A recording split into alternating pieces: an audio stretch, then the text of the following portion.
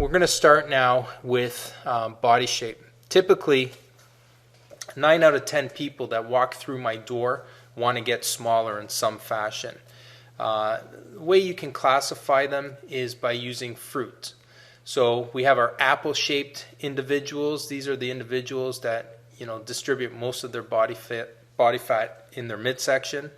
Then we have our pear-shaped individuals. These are the type of individuals that distribute most of their body fat below the waistline in the thighs.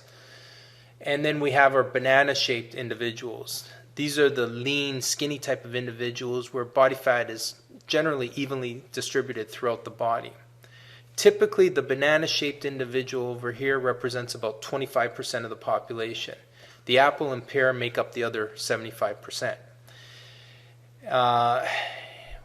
As I mentioned earlier, when we were in school, we were taught to utilize the Canada's Food Guide, which is very similar to the American Diabetics Association food pyramid.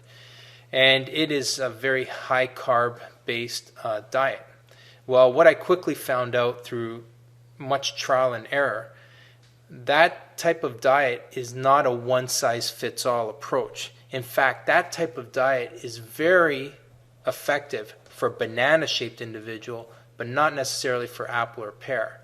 So banana-shaped individual fares quite well on a high carb, moderate to low protein intake, and extremely low fat intake. So they would do quite well on the Canada's Food Guide, on the American Food Pyramid, on a Dean Ornish or a Pritikin's type of diet.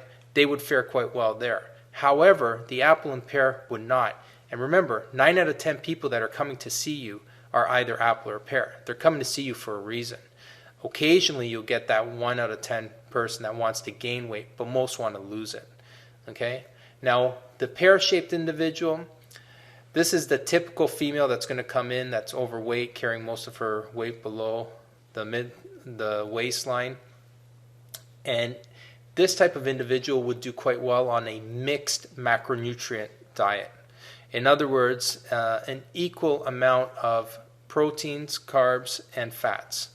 So about 33% of each macronutrient. This is very similar to Barry Sears' diet, the Zone diet, or the late Dan Duchaine isocaloric diet. They would fare quite well on that type of diet. The apple-shaped individual, however, these individuals do quite well on a high protein, high fat, very low carb diet, similar to an Atkins type of diet or the typical paleo or primitive diet.